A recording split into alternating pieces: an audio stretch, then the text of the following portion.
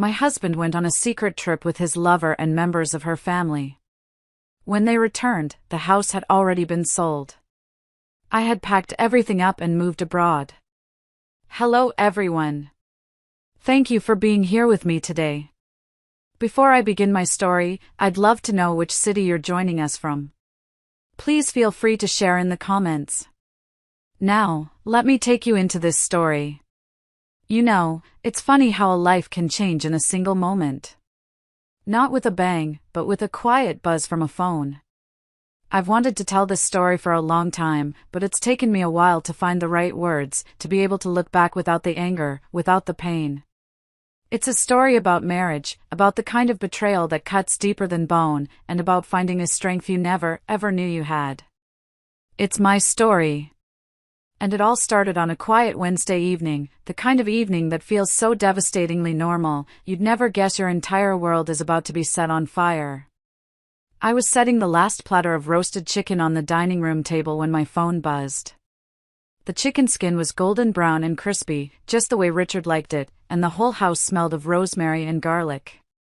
I had spent the better part of the afternoon cooking, carefully arranging the table with our good china, even lighting a couple of candles.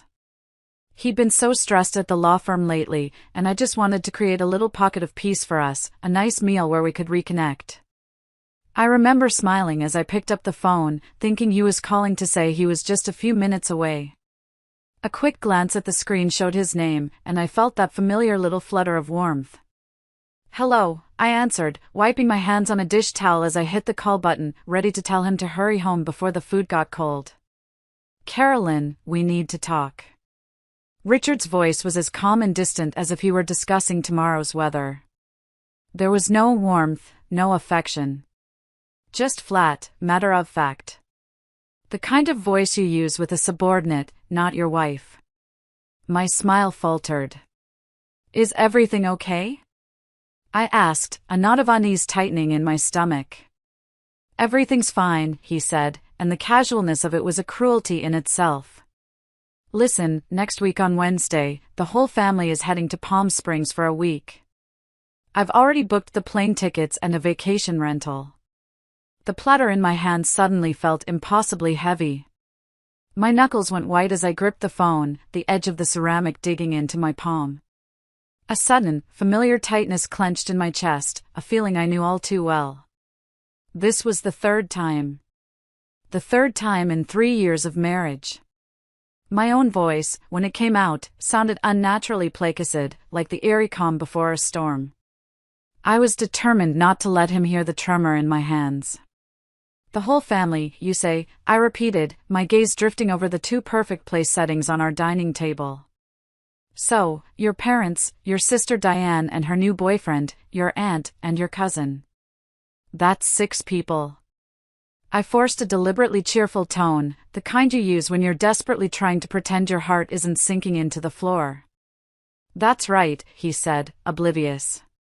The rental I booked only has 3 bedrooms, and if there are too many of us, it'll be a hassle, so you don't have to come. A hassle. That's what I was. Not his wife, not a daughter-in-law, not family. A logistical inconvenience. I took a deep, shaky breath, my eyes scanning the meticulously prepared meal on the table. The steam was rising from the garlic mashed potatoes. All that effort, all that care, all my hopes for a quiet, healing dinner together, was now destined for the garbage. Oh, I see, I said, my voice sounding like a distant echo even to my own ears. It felt like I was floating outside my own body, watching a stranger have this conversation. Well, you all have a wonderful time. I knew you'd understand, Carolyn. You're the most accommodating person I know. I could hear his sigh of relief through the phone, and it felt like a physical slap in the face. Accommodating. He meant compliant. He meant I wouldn't make a scene. Oh, and while I'm gone, don't forget to water the flowers in the garden and my succulents. The little one on the windowsill is looking a bit dry. Right. Okay. The succulents, I repeated numbly. I hung up, standing frozen in the middle of the dining room. The phone screen went black, and it felt like a light had been extinguished inside my heart. The third time. The first time, the excuse was that I had just suffered a miscarriage, and a long trip would be too much for me. I was grieving, vulnerable, and I believed him. Of course, he was just being protective. The second time, my job was too demanding, and it would be hard to take time off. I was disappointed, but I accepted it. I needed to be supportive of his need for a family vacation. This year, he hadn't even bothered with a convincing excuse. I was just a hassle. Slowly, like an automaton, I began to clear the table, scraping the untouched food into the trash can. The beautiful roasted chicken, the creamy potatoes, all of it. My hands were trembling uncontrollably. Suddenly, a plate slipped from my grasp. I watched it fall in slow motion before it hit the tile floor and shattered into 100 pieces. The sound echoed in the silent house. The shards scattered across the tile, glittering under the kitchen lights like jagged little diamonds. I just stared at them. They looked so much like me at that moment. A marriage that seemed so brilliant and perfect on the outside, yet crumbled into nothing at the slightest touch. My phone buzzed again, making me jump. It was the family group chat. A message from my mother-in-law, Mrs. Peterson. "Guys, we're doing Palm Springs again this year. We leave Wednesday, so don't forget the sunscreen. They say it's going to be hot." A flurry of celebratory emojis followed from Diane, his aunt, his cousin. I stared at the words. The whole family. My eyes welled up with hot, angry tears. To them, I wasn't family. I was just a stranger, an unpaid housekeeper who watered the succulents. I sank to the floor, my knees pressing against the cold, hard tile, and began to pick up the ceramic pieces one by one. I didn't even notice when a sharp edge sliced my finger, not until I saw a single drop of bright red blood well up against the white porcelain. The physical pain was a dull throb, nothing compared to the sharp, twisting ache in my soul. My phone rang again, and the sound made my whole body flinch. It was my best friend, Brenda, on a video call. I quickly wiped my eyes with the back of my hand, took a shaky breath, and tried to plaster a smile on my face before I answered. "Brenda. Hey. You wouldn't believe the angry client who came into the office today," I started, trying to launch into some normal, everyday story to cover the cracks in my voice. Brenda's cheerful expression faded instantly. She squinted, bringing her face closer to her phone's camera. "Carolyn? What's wrong with you? Your eyes are all red. Are you crying?" "What?" "No, of course not," I lied, forcing a laugh that sounded brittle and fake even to my own ears. "I was just cutting an onion for dinner and they started stinging like crazy." It was the oldest, weakest excuse in the book, and we both knew it. "Don't lie to me, Carolyn. You think I've known you for more than 10 years for nothing?" Brenda's brow furrowed with that look of fierce concern I knew so well. "I can see right through you. What did that jerk Richard do this time?" Under her piercing, loving gaze, my carefully constructed armor just crumbled into dust. The fake smile dissolved. In a few hushed words, my voice dropping to a raw whisper, I explained everything. The special dinner, the cold phone call, the flimsy excuse, the shattered plate. I feel like I'm being made a fool of," I finished, the words catching in my throat, heavy with a shame I couldn't explain. "You? It's Richard and his whole damn family who are making fools of themselves." Brenda's voice was sharp with an anger that, strangely, felt like a warm blanket. She was angry for me.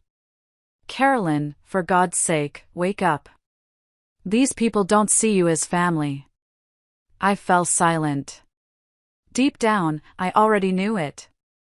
I just didn't want to admit it to myself, because admitting it meant admitting my marriage was a failure. 3 years ago, at our stunning wedding at that beautiful vineyard, Richard had knelt before all our friends and family and promised me a lifetime of happiness.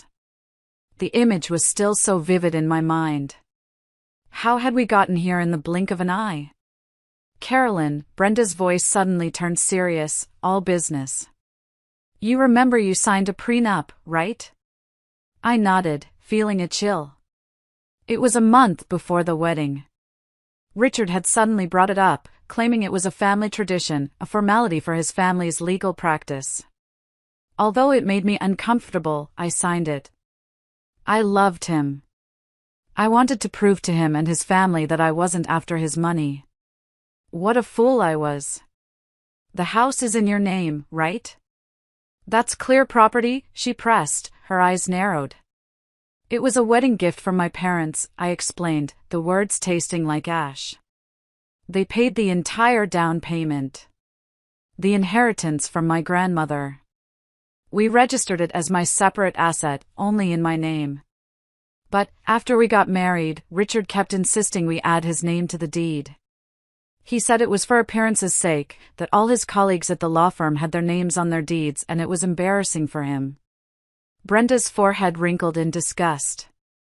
And you did it? I did, I whispered. He wore me down. Okay, she said, taking a breath. Listen to me carefully. This is important. Who paid for the renovation? Mostly me, I admitted, feeling smaller with every word. I used the money I'd saved from my salary over the years. About $70,000. His family contributed about $15,000, mostly for the new patio furniture. Do you have proof? Receipts? Contracts for the work? Yes, I said, a tiny spark of something igniting within me. I'm meticulous. I kept a folder with everything. Good. That's very good, Brenda said, a hint of relief in her voice. She paused, then asked another question that made my stomach drop. How much does Richard actually earn? Do you have any idea? The question left me blank. Since we got married, we'd each managed our own money. It was his idea. He said it was more modern. He had told me his salary was about $100,000 a year. He gave me $100 a month for household expenses. The rest, he said, he was investing for our future. Anne. I've been paying the mortgage on the house, I added, my voice trailing off. All of it. Every month. The words sounded utterly ridiculous, even to me. He said he had to have a cushion for medical expenses for his aging parents.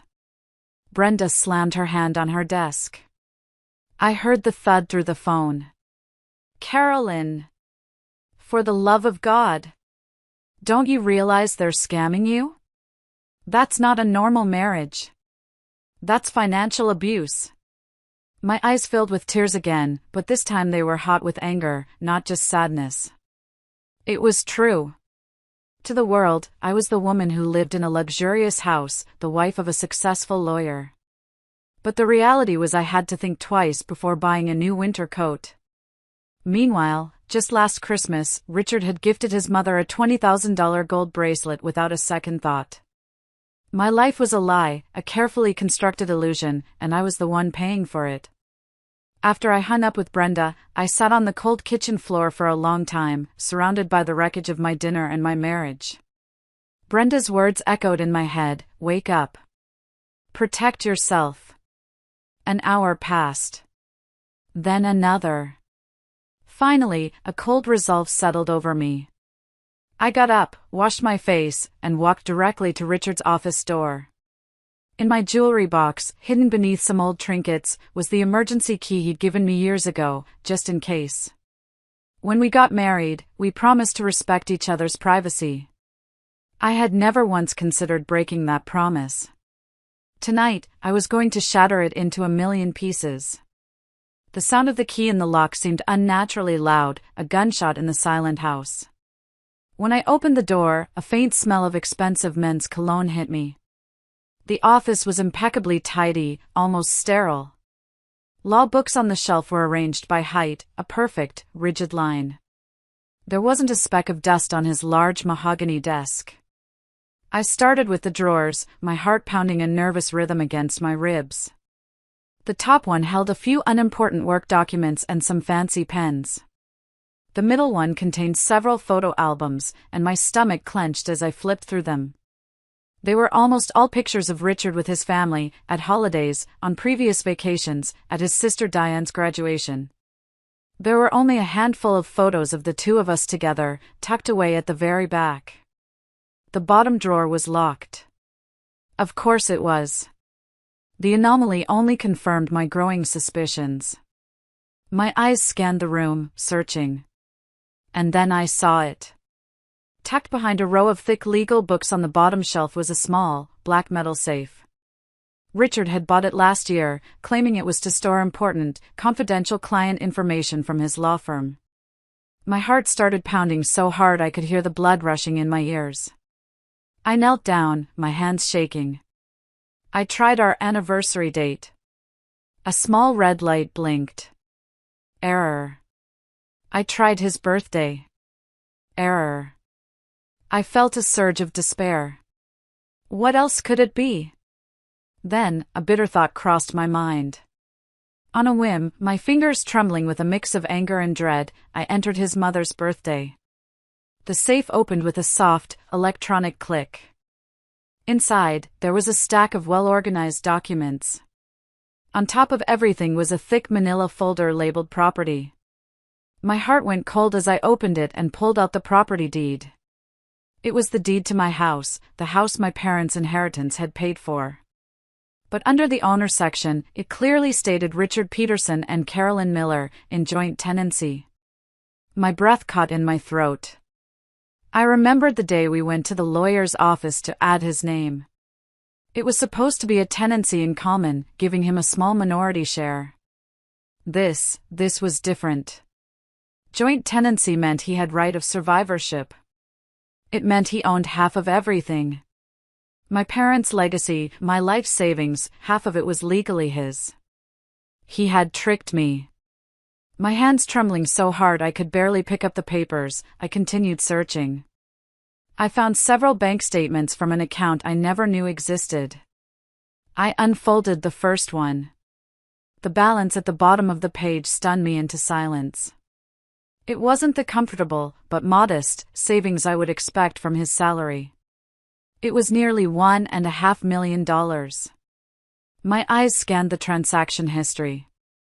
Every single month, there were regular wire transfers, ranging from $3,000 to as much as $15,000, to an account under the name Heather Jones. At the bottom of the stack of documents was an elegant, dark blue velvet jewelry case. I opened it. Inside, nestled on a bed of white satin, lay a diamond necklace so brilliant it stole my breath. I had never seen it before in my life. Tucked underneath was the receipt. It was from Tiffany's. The price exceeded $25,000. The purchase date was October 12th of last year. My birthday. My gift from Richard that day had been a simple bouquet of flowers from the grocery store. Under the case was one last thing. A photograph. Richard was at a beautiful resort pool, his arm wrapped tightly around a smiling, bikini-clad young woman. They were wearing matching swimsuits. On the back, in my husband's familiar, looping handwriting, was a note, "To my love, Heather. Palm Springs, August 2023. That was the exact week he had claimed to be on a stressful business trip in Chicago. My world didn't just crash. It vaporized. All his late nights at the office, the mysterious business trips, the constant talk of being broke while living in my house, it all clicked into place with horrifying clarity. The vibration of my phone on the desk almost made me scream. It was a text from Richard. "Honey, I won't make it for dinner tonight. Have a work dinner." I stared at the message, then looked at his profile picture. He was sitting in a luxurious restaurant, holding a glass of red wine. Reflected in the curve of the wineglass was the unmistakable silhouette of a woman with long hair and a hand with bright red painted nails resting on the table. In that moment, all the grief and confusion vanished, replaced by a strange, icy calm. I wasn't paranoid or overly sensitive. I was just an idiot who was being played for a fool. Calmly, methodically, I took out my phone. I took pictures of every single page, every single document, every single damning piece of evidence. I sent them all to Brenda's encrypted email account. Then I put everything back in its place, closed the safe, and left the office, shutting the door on 3 years of lies. Richard came home around 10 o'clock that night. I was sitting on the living room sofa in the dark, waiting. I had been sitting there for hours, the photos on my phone burning a hole in my mind. He stumbled in, smelling of expensive alcohol and a sweet, floral perfume that wasn't mine. "Honey, you're still awake," he slurred, fumbling with his shoes. He came over to where I was sitting and leaned in to kiss me. I turned my head away, and his lips met the cold air. "You smell like perfume." "I don't like it," I said, my voice completely devoid of emotion. Richard paused for a moment, surprised, and then let out a short, dismissive laugh. "It was for work, honey. You know how it is." It must have rubbed off on me a little. Those clients were really strong cologne. "Oh, really?" I looked up at him, my eyes having adjusted to the dark. I could see his face clearly. "Is that Heather a client, too?" His expression froze. The drunken, jovial mask slipped, and for a second, I saw pure panic in his eyes. His whole body seemed to sober up instantly. "What? What are you talking about? Who's Heather?" "Nothing," I said, standing up. The scent of her perfume was making me sick. It just occurred to me. You must be exhausted, having to entertain that client so many times a month, taking her on all those business trips. I walked past him and went straight into our bedroom, leaving him standing there in the living room, his face shifting from red to white under the dim light. As I closed the bedroom door, I leaned against it, my legs feeling weak. I heard his nervous footsteps outside, and then his voice, a frantic, hushed whisper on the phone. He was undoubtedly calling Heather, warning her, trying to get their stories straight. A few minutes later, a message from Brenda lit up my phone. "Evidence received. Holy cow, Carolyn. With this, he's done. Come to my office first thing tomorrow. And this time, listen to everything I say." I lay in bed and stared at the ceiling. My mind was strangely, terrifyingly calm. The old Carolyn would have spent the night weeping, her heart shattered. The Carolyn lying there now just felt like laughing. A cold, bitter laugh. Richard eventually opened the door and slipped into bed beside me, careful not to make a sound, as if nothing had happened. He deliberately held his breath, pretending to be asleep in the darkness. "Richard," I broke the silence suddenly, my voice cutting through the quiet room. "What resort are you going to in Palm Springs?" His body tensed visibly beside me. "Just a normal resort. One that the law firm has a deal with." "Oh, really?" I let out a small, humorless chuckle. "It's not the Oasis Club again, is it? I've heard the private villas with the pools there are super expensive." Richard sat bolt upright in bed with a gasp. "Have you been spying on me?" "Spying?" I turned to look at him. The moonlight filtering through the blinds illuminated his face, which was twisted by a mixture of panic and anger. "Is there a need?" "You forgot to block me on Facebook, Richard. Your check-in at the Oasis Club, November of last year. By the way, the Tiffany's necklace in the picture Heather posted that week was beautiful. A very generous gift." His face contorted into an ugly snarl. "Carolyn, how dare you go through my phone? Compared to you cheating on me for years, stealing my inheritance, and lying to my face every single day, me looking at your public social media isn't a big deal, don't you think?" I got up and turned on the bedside lamp, flooding the room with harsh light. 3 years of marriage with separate accounts. 3 years I've been an idiot, serving your entire family, paying the mortgage on my own house, and it turns out you had someone else on the side the whole time. Richard, you really don't disappoint me. His face went pale. Suddenly, a wave of rage washed over him. He grabbed a pillow and threw it with all his might against the wall. Stop it! Just stop it! Do you think I did it because I wanted to? Do you? I'm sick and tired of coming home every day and seeing that long, sad face of yours. Heather is 100 times more affectionate than you. She's fun. She knows how to make a man happy. I watched his mad outburst in silence. And in that moment, all the remaining love I had for him just shriveled up and died. This was the man I had defied my parents for to marry. A coward, a liar, and a thief who, after being caught, still had the audacity to blame me. All right, I said, my voice light, almost cheerful. Let's get a divorce. You can go be happy with Heather, and I'll live my life in peace. Divorce? Richard burst out laughing, a loud, ugly sound that filled the room. In your dreams, Carolyn. You signed the deed. Half of this house is mine. If you file for divorce, how are you going to live? Your measly salary won't even cover the mortgage, let alone buy me out. So, that was it. His master plan. He had it all figured out. He was sure that I was financially trapped, that I would never dare to leave him. Seeing that smug, confident look on his face, I just laughed. Well, I said, smiling sweetly at him. We'll see about that. I lay back down, turned off the light, and turned my back on him. Carolyn, he finally said, his voice low and menacing through the darkness. Don't you dare do anything stupid. I mean it. My sister Diane is getting married, and she needs a place. I've had my eye on this house for her for a while now. I closed my eyes, my nails digging so hard into my palms that I was sure I'd drawn blood. The whole family had planned this for a long time. They wanted to use me, live in my house, and in the end, kick me out and take it for his sister. At dawn, I got up quietly. I packed a small bag with my essentials and all the important documents I could find. Then, I left the house without looking back. The morning air was exceptionally fresh, like the world had been washed clean overnight.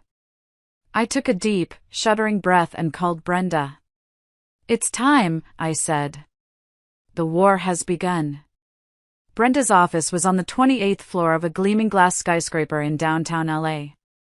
This wasn't just my best friend's solo practice anymore, she had become a partner at a prestigious firm, one of the best in the city. When I arrived, she wasn't alone. With her was a man in his late 50s with sharp, intelligent eyes, a perfectly tailored suit, and an air of calm authority. Carolyn, this is Mr. Wallace, Brenda said, her voice firm and reassuring. He's the best divorce lawyer in the state. He specializes in cases with significant financial assets and complications. Mr. Wallace shook my hand, his grip strong and steady. Ms. Miller. Brenda has briefed me on the situation. I am very sorry for what you are going through. Now, let's see what we're working with. We sat in a large, sunlit meeting room, the digital copies of the evidence I had photographed spread out on a large screen. Mr. Wallace reviewed each document with meticulous concentration, his expression growing more grim with every slide. The situation is even worse than you thought, he said finally, taking off his glasses and polishing them with a handkerchief. According to these bank statements, over the last 2 years, Richard has transferred a total of $330,000 to this Heather person. In the eyes of the court, this is a clear act of dissipation of marital assets. That is a significant sum we can claw back in the divorce settlement. I just nodded in silence, the number echoing in my head. $330,000. The equivalent of nearly 5 years of my salary, and he had given it away so easily. But this, Mr. Wallace said, clicking to a new set of documents his firm's investigator had pulled overnight, this is the most serious offense. He pointed to the screen. 3 months ago, Richard took out a second mortgage on your property for $800,000. The purpose listed on the application was home renovation. But you didn't have any recent renovation plans, did you? $800,000? I looked up in shock, my blood running cold. He didn't say a single word to me. He wasn't going to tell you, Mr. Wallace said gravely. Because that money, 1 week after it entered his account, was transferred to Heather Jones in 5 large installments. I believe your husband bought that woman a house. He used the equity from your house, the home built on your family's inheritance, to buy a property for his mistress. My voice trembled. He had leveraged the home my parents gave me, a place I thought was my sanctuary, to set up a life with another woman. Mr. Wallace then showed me a transcript of text messages between Richard and his sister, Diane. His investigator had gotten them through a special channel, and while they might be difficult to use as direct evidence, they painted a very clear picture of their intentions. Diane, bro, did you tell your wife about the mortgage on the house yet? Richard, not yet. Planning to tell her after the trip. She's been a little weird lately. Think she suspects something with Heather. Diane, so what? My fiancé and I need to make a down payment for the condo we saw next week. Don't drag your feet. Richard, don't be in such a hurry. My name is on the deed to the house, too. Even if she objects, she can't do anything. If she gets difficult, I'll tell Mom to talk to her. She always listens to Mom. I stared at the screen, a heavy rock crushing my chest. They had planned it all. Legally, to get a mortgage on a property with joint tenancy, the consent of just one of the owners is sometimes enough, especially if he forged your signature, which I suspect he did, Mr. Wallace said seriously. If they had finalized everything first, you would be in a very difficult, very expensive legal battle. Then what do I do now? I clenched my fists, my knuckles white. We beat them to it, a sharp, determined light gleamed in Mr. Wallace's eyes. We have to prove the joint tenancy deed itself was forged. You said you remembered it being a tenancy in common? I am absolutely sure of it, I said. I remember the lawyer explaining the difference very clearly. This is our turning point, Mr. Wallace exclaimed, a hint of excitement in his voice. If we prove the deed was falsified, not only would the fraudulent mortgage be void, but Richard could face serious criminal charges for bank fraud and forgery. We laid out the battle plan right then and there. Step 1, I had to go to the county recorder's office immediately to get a certified copy of the original, valid deed. Step 2, with that proof, we would file for an emergency restraining order to freeze every single one of Richard's assets, bank accounts, stocks, everything. Step 3, we would prepare the divorce petition, outlining every single one of his transgressions. As I was leaving, a whirlwind of legal terms and strategies spinning in my head, Brenda gave me a set of keys. It's a small apartment I keep for investment. It's empty now. Stay there for a while. Don't go back to the house. A cornered animal is a dangerous one, and Richard is about to feel very, very cornered. The next morning, I walked into the county recorder's office, a large, impersonal government building that smelled of old paper and stale coffee. My hands were clammy as I filled out the request form and handed it to the clerk, along with my ID and the property information. I felt like I was holding my breath for the entire 10 minutes it took him to shuffle through files in the back room. My entire future felt like it was hanging in the balance, dependent on a piece of paper filed 3 years ago. Finally, he returned and slid a certified copy across the counter. My fingers trembled as I unfolded it right there, my eyes scanning the dense legal text. And then I saw it, in clear, unmistakable black and white, tenancy in common. Carolyn Miller 70%, Richard Peterson 30%. A wave of relief so powerful it almost made my knees buckle washed over me. I hadn't been crazy.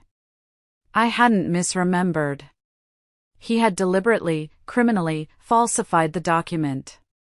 I immediately filed a lost deed report, a legal maneuver Mr. Wallace had explained would instantly invalidate the forged copy in Richard's possession. Then, I filled out an application for a prohibition on disposition. In the reasons section, I wrote the words with a steady hand, alleged falsification of documents and suspected fraud by the co-owner. The house, my house, was finally safe. I left the building and walked to a small, greasy spoon diner across the street. I ordered a black coffee and just sat in a cracked vinyl booth, watching the steam rise from the thick ceramic mug. For the first time in what felt like a lifetime, the tight knot of fear in my stomach began to loosen. It was the first move in a chess game I never wanted to play, but it was a damn good one. Check. Just then, as I was taking my first sip of the bitter coffee, my phone rang. It was an unknown number, but something told me to answer it. "Is this Ms. Carolyn Miller?" a cheerful, professional voice asked. "This is Susan from Sun Realty. I'm calling about the listing for your house on Oakwood Lane. We have a fantastic cash offer, a buyer who is willing to pay $1,150,000. They want to close quickly. When can we meet to negotiate?" I was stunned into silence. The coffee cup clattered against the saucer. He had already put our house, up for sale. He was going to sell it out from under me while he was on vacation with his mistress. The sheer, breathtaking audacity of it left me speechless. A cold, hard rage, clearer and more powerful than any emotion I had ever felt, settled over me. "Listen to me very carefully, Susan," I said, my voice low, steady, and deadly serious. "That listing is fraudulent. My husband does not have the authority to sell that property. The deed he showed you has been reported as lost and is legally invalid. This property is currently in litigation, and a prohibition on disposition has been filed with the county. If your agency proceeds one step further with this transaction, be prepared to receive a lawsuit from my lawyers for colluding in real estate fraud." There was a choked sound on the other end of the line, and then a hurried apology before she hung up. I put down my phone and took a long, slow breath. That was close. Too close. I immediately called Mr. Wallace to update him. Then, I made my next call. It was to a moving company. That afternoon, 2 large trucks pulled up to the house on Oakwood Lane. The process of packing was methodical and strangely therapeutic. I walked through the rooms, deciding what was mine and what was a part of the lie I was leaving behind. The books from my college years, the paintings I'd bought at local art fairs, the clothes I'd purchased with my own hard-earned salary. I left behind everything he had ever given me, the jewelry, the clothes, the furniture. It wasn't much. As the movers loaded the last box onto the truck, I took one final look at the place I once called home. I didn't feel a single ounce of nostalgia. Just the quiet satisfaction of a door closing firmly and forever.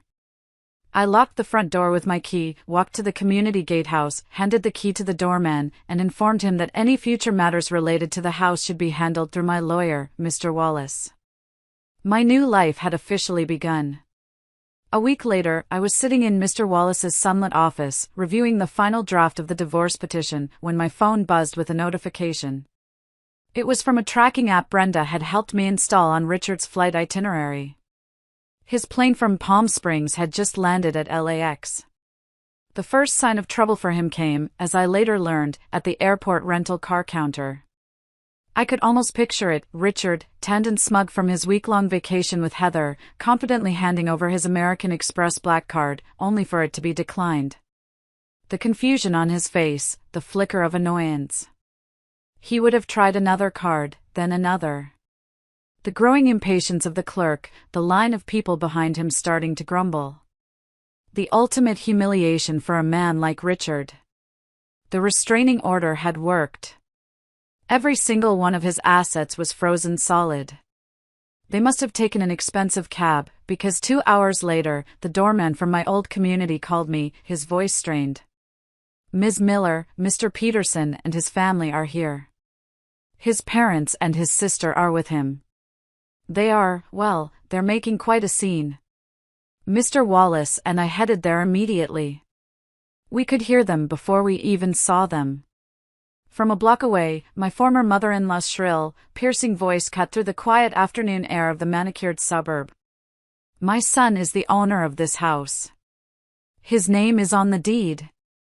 Why won't you let him in? Did that woman bribe you? I demand to speak to your manager." We walked into the gatehouse to find the entire Peterson clan in a full-blown meltdown. Richard's face was a mottled shade of purple with rage. His sister Diane stood beside him, arms crossed, glaring at the doorman with contempt. His parents were shouting, red-faced and belligerent. I took a deep breath, straightened my shoulders, and stepped forward. "Father-in-law, mother-in-law," I said, my voice perfectly calm and clear, cutting through their tirade. "It's been a while. How was the trip to Palm Springs?" I allowed a small, knowing smile to touch my lips. I saw the photos. That family picture with Heather turned out beautiful. All four of them spun around in unison. Their faces were a priceless gallery of shock, guilt, and fury. "Carolyn!" My mother-in-law, recovering first, let out a shriek and lunged at me, her hands clawed, aiming for my hair. "How dare you, you ungrateful, wicked woman, treat my son this way?" Before she could reach me, Mr. Wallace stepped smoothly between us, blocking her path with his solid frame. "Ma'am, I am going to ask you to control yourself," he said, his voice low but carrying an unmistakable weight of authority. "Assaulting a person is a crime. And I must inform you, we are recording this entire situation." My mother-in-law's hand froze in midair. The color drained from her face, and she stumbled back. Well, Richard sneered, pushing his mother aside and stepping forward until he was just inches from my face. I could smell the stale airplane air on him. "So now you're bringing your high-priced lawyer to confront your in-laws. What exactly do you want, Carolyn?" "It's very simple, Richard," I said, looking him directly in the eyes, refusing to be intimidated. "I want a divorce. And I want to get back every single penny and every single asset that belongs to me." "Don't you dare dream of it," he yelled, spit flying from his lips. "My name is on the deed. That house is half mine." "Oh, really?"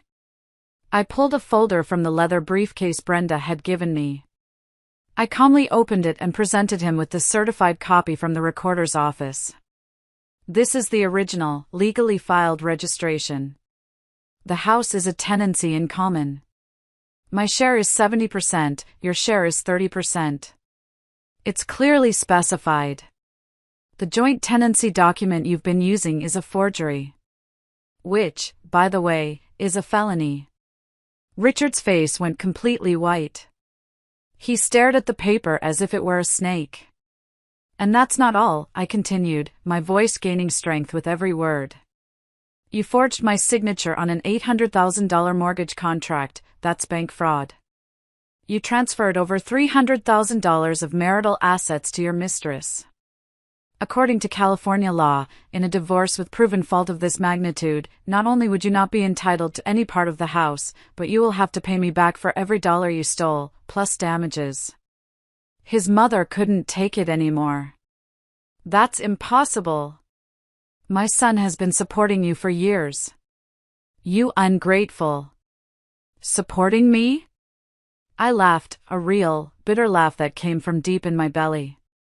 "Mrs. Peterson, for 3 years, I have paid the mortgage, the property taxes, the electricity, the water, and the HOA fees myself.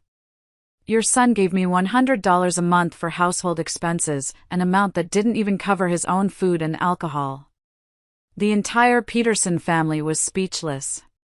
Richard suddenly lunged forward, trying to snatch the folder from my hands, but Mr. Wallace stopped him with a firm hand on his chest.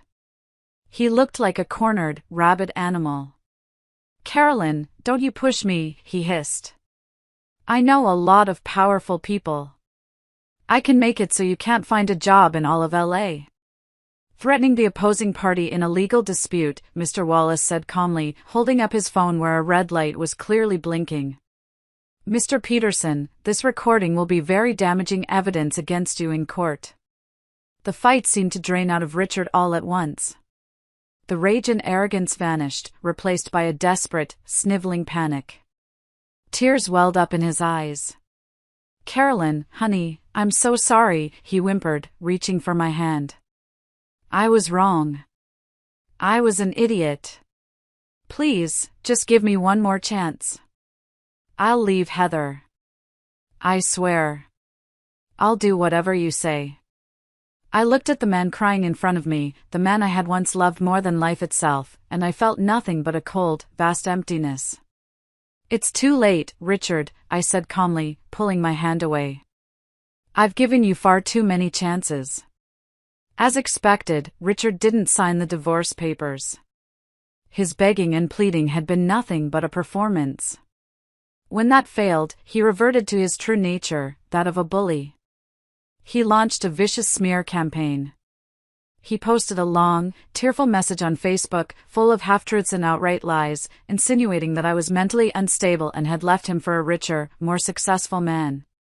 Suddenly, relatives I hadn't spoken to in years were calling me, leaving tearful voicemails, telling me I was destroying a good man and breaking up a family that I needed to forgive and forget. It was pathetic, a coordinated attack orchestrated by his mother, but I was prepared for it. I blocked the numbers, deleted the messages, and focused on the legal battle ahead. The most dangerous moment, however, came on a rainy Tuesday night. I was at the house on Oakwood Lane, packing up the last of my personal, sentimental belongings. I had sold the place, and the new owners were scheduled to do their final walkthrough in 2 days. The house was mostly empty now, the rooms cavernous and echoing with every footstep. The rain lashed against the windows, and the wind howled outside. I was feeling a little on edge, but I just wanted to get this final task over with. Suddenly, the back patio door crashed open, the glass shattering inwards. Richard and his sister, Diane, burst in, soaked from the rain. He reeked of whiskey and desperation, and his eyes were bloodshot and wild with rage. "Carolyn," he snarled, his voice a low, menacing growl. "You've ruined my life. My career is in jeopardy, my accounts are frozen. So now, I'm going to ruin yours." Diane, her face a mask of cold, malicious glee, raised her phone and started recording. "Sister-in-law," she said, her voice dripping with venom. "You'd better call your lawyer and drop the lawsuit right now. If not, this video of your emotional reconciliation with my brother is going to go viral tomorrow. No one will believe your story then." I understood their vile plan instantly. They were going to fake a forced reconciliation, probably assault me, and use the video to blackmail me, to destroy my credibility. My heart was pounding against my ribs so hard it felt like it would break through. For a split second, pure terror seized me. But then, all the pain and humiliation of the last 3 years coalesced into a single point of cold, hard fury. "Richard, do you have any idea what you're doing?" "This is a crime," I said, my voice surprisingly steady. "A crime?" he scoffed, taking a menacing step toward me. "What crime can there be between a husband and a wife? I'll tell you what, after tonight, whether you drop the lawsuit or not, you're finished." The moment he lunged at me, his hands reaching for me, I pressed the small, discreet panic button I had in my pocket. A piercing, deafening alarm, loud enough to wake the dead, screamed through the empty house. Richard and Diane froze, their faces a comical picture of shock. At the exact same time, the front door burst open and 2 large, powerfully built men, private security guards Mr. Wallace had insisted I hire for this very reason, stormed into the room. They had been on discreet guard in the house next door, just waiting for my signal. In seconds, they had Richard and Diane pinned to the floor, their arms twisted behind their backs. Richard's face was a mask of utter disbelief. Diane started to cry and plead, the phone clattering from her hand. "Carolyn, it was my brother's idea. He made me do it. Please, please forgive us." In the distance, the unmistakable wail of police sirens was growing closer and closer. I looked down coldly at the man who was once my husband, now whimpering and struggling on the floor of the home he had tried to steal from me. "This time, Richard," I said, my voice clear and ringing with finality, "with trespassing, breaking and entering, and attempted assault, you'll be in jail for a very long time." The charade was finally, truly over. If you are still listening, if you've followed me on this journey up to this point, would you do me a small favor? Please like this video and comment with the number 1 below. It lets me know that you've given me a like, and it tells me that you're right here with me, listening to my story. Your support is a tremendous encouragement, and it gives me the strength to continue. Please, comment with the number 1, and let me tell you what happened next. The aftermath of that rainy night was a media whirlwind. Richard's desperate, violent act had backfired in the most spectacular way possible. The police report, combined with the security footage, was the final nail in his coffin. The story went from a messy divorce to a criminal case, and it went viral. Someone, somewhere, created the hashtag #StandStrongCarolyn, and my social media, which I rarely used, was flooded with thousands of messages of support from strangers all over the country. It was overwhelming and surreal, but it was also a strange comfort to know that I wasn't alone in this fight. The divorce trial was, as Mr. Wallace had predicted, surprisingly quick. Richard arrived late, flanked by his parents. In just a few weeks, he seemed to have aged a decade. His expensive suit hung off his thinner frame, his eyes were sunken, and his face was a permanent shade of ashen gray. When he saw me sitting at the plaintiff's table, poised and calm, a flash of pure hatred crossed his gaze, but it was quickly replaced by a raw, undisguised fear. He knew he was facing not only the end of his marriage, but the end of his life as he knew it.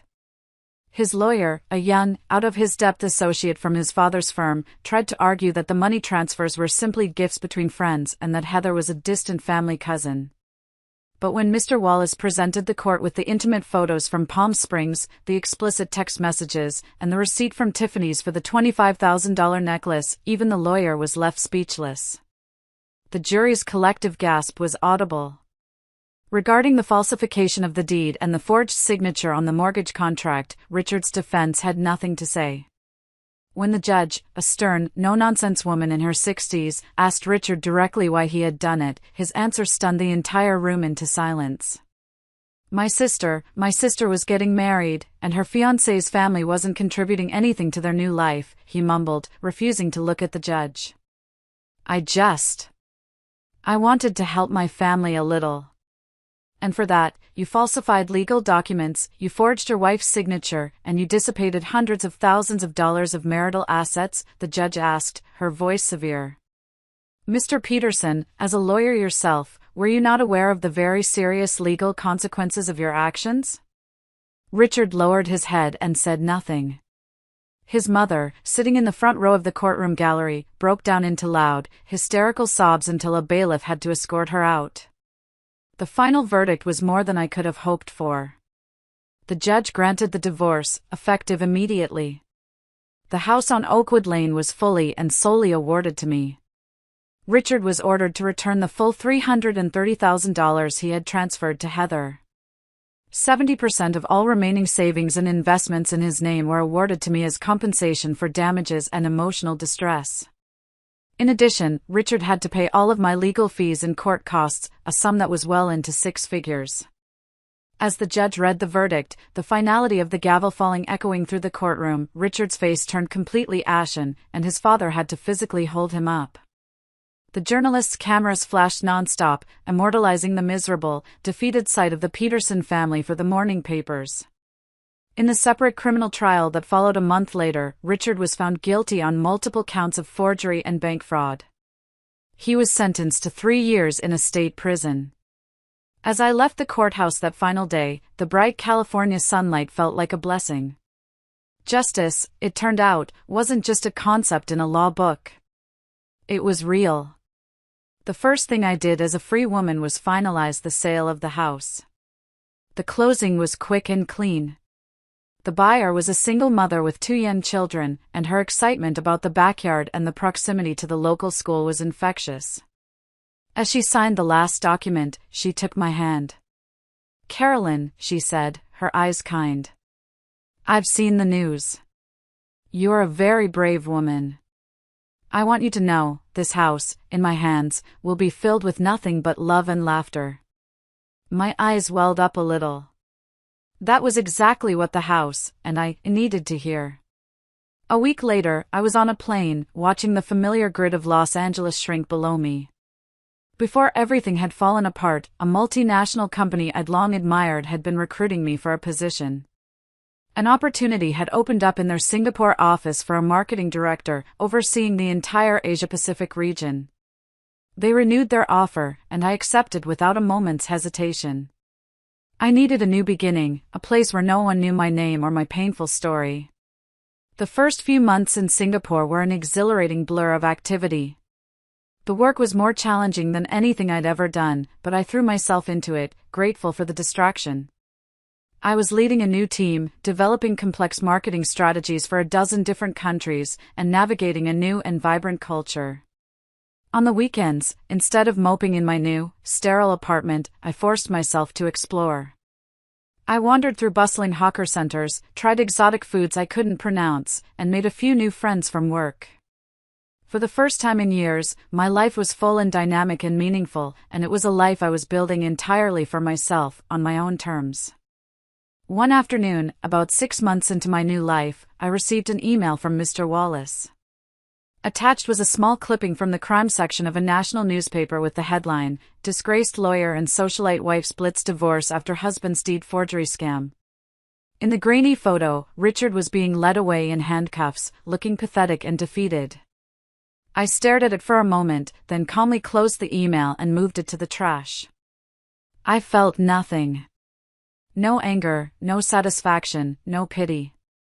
Nothing. His story was over. Mine was just beginning. I spent 8 wonderful, healing months in Singapore. My team managed to close 2 of the biggest contracts in the division's history, and the CEO publicly congratulated me at the company's annual meeting. I was thriving. But then, an offer came that I couldn't ignore. The parent company, the massive XG Group, wanted me back in the US. They were creating a new center for the development of female leadership, and they wanted me to be its first director. The salary was double what I was making, and it was a chance to do something truly meaningful. At first, I hesitated. Was I ready to go back to the place that held so many painful memories? Was I ready to be in the same state, the same city, as the man who had tried to destroy me? But as I sat on my balcony overlooking the glittering Singapore skyline, I realized something profound. I wasn't running away anymore. True detachment, true strength, isn't about escaping your past. It's about having the ability to face it head-on and still choose not to look back. I decided to return. My comeback was something I could never have predicted. My story, which I had tried so hard to keep private, had taken on a life of its own. It had become a case study in business schools and law schools, a perfect example of how an educated woman can use the legal system as a weapon to protect her rights and her inheritance. I was invited to speak at forums and leadership conferences. My story, once a source of deep, private pain, had somehow become a source of public inspiration.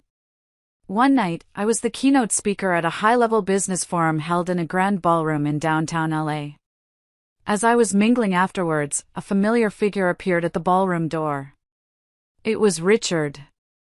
He had been released from jail a few months early for good behavior.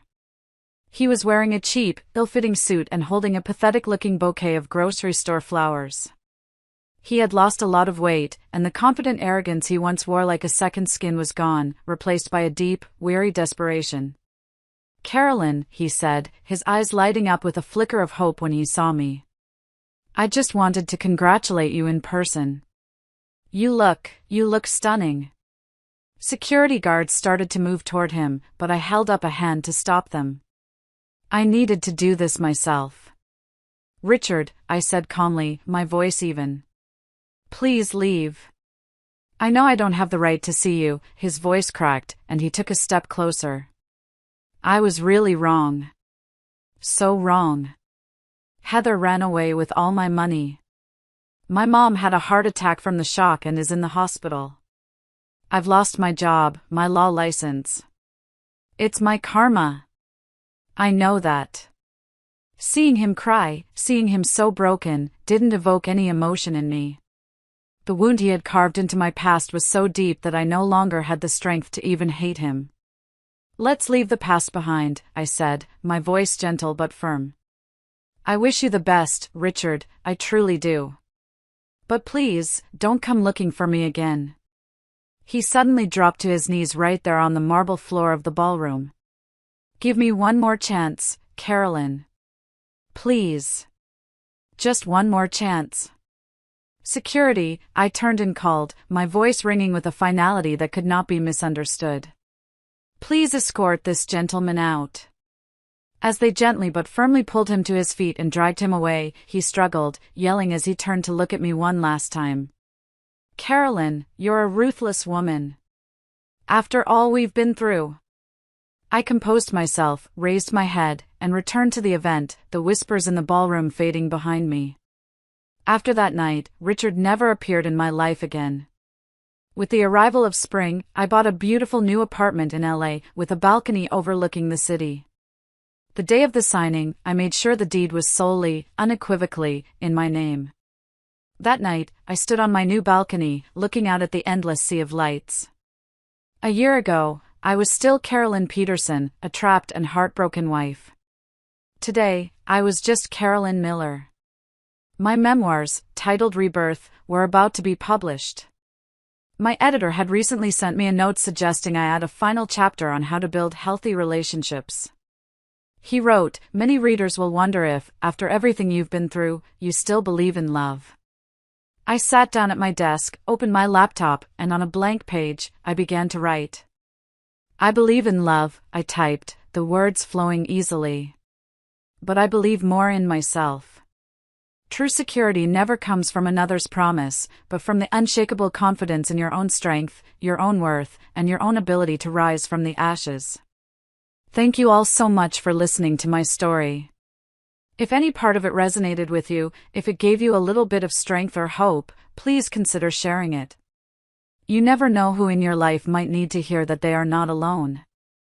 Take care of yourselves, and never, ever forget your own worth.